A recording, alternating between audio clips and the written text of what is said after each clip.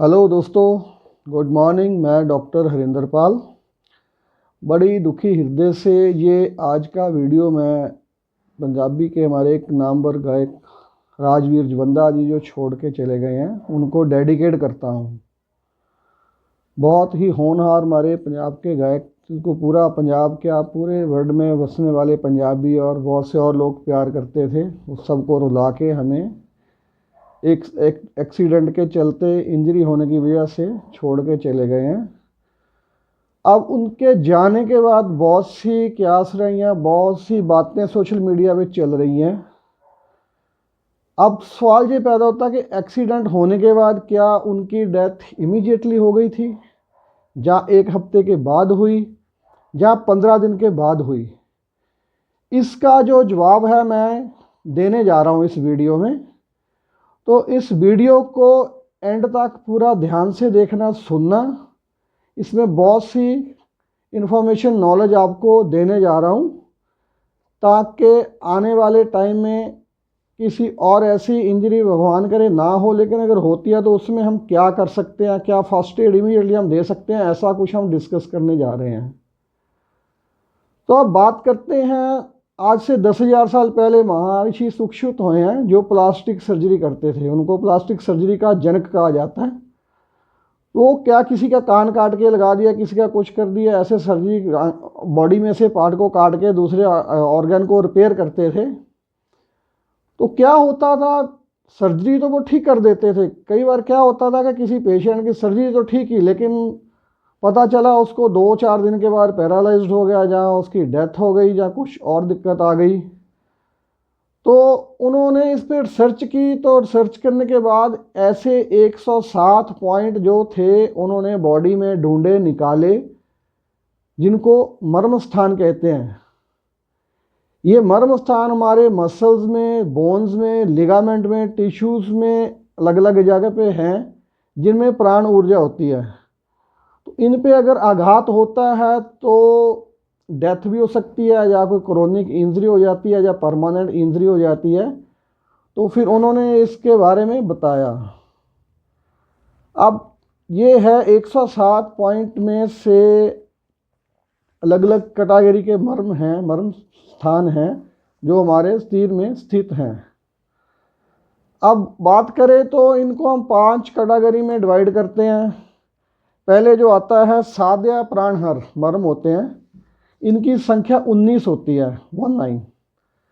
इन पे अगर कहीं पे भी चोट लग जाए, आघात हो बॉडी में, तो इमीडिएटली डेथ हो जाती है, या विद इन 7 डेज मृत्यु हो जाती है, आदमी बच नहीं पाता है। तो सेकंड पे आते हैं कालांतर प्राणहर।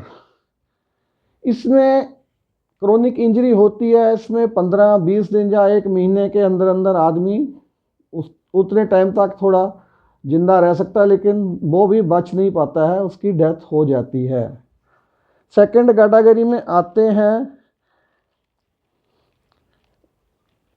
विशाल्यागन मरम।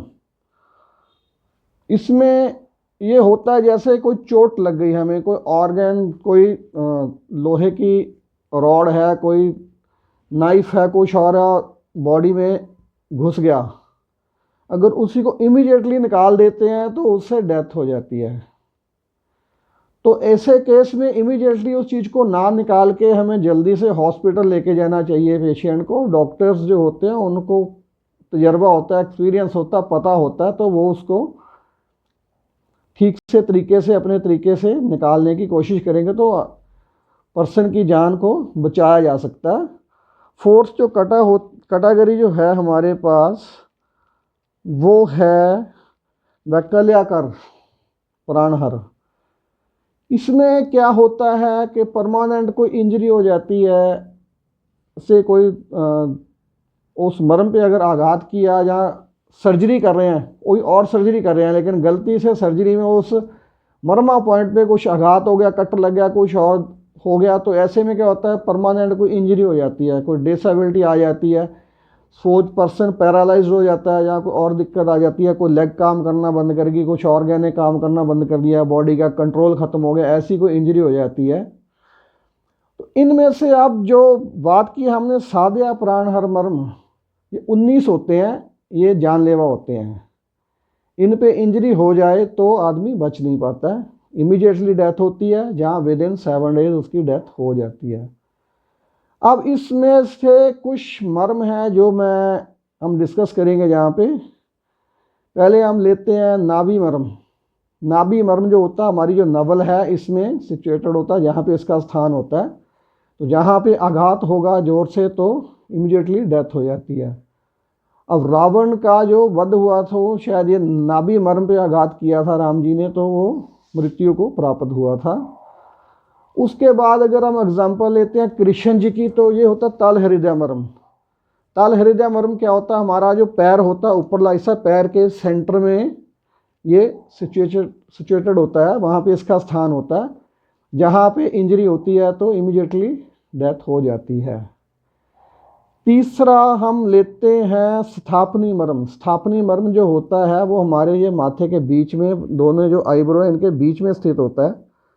जहाँ पे अगर आघात होता है बड़े ज़ोर से तो आदमी बच नहीं पाता, तो उसकी भी डेथ हो जाती है। जैसे श्रवण कुमार की एग्जांपल हमें मिलती है, तो यहाँ पे तीर लगा था तो उनकी इमीडिएटली डेथ हो गई थी।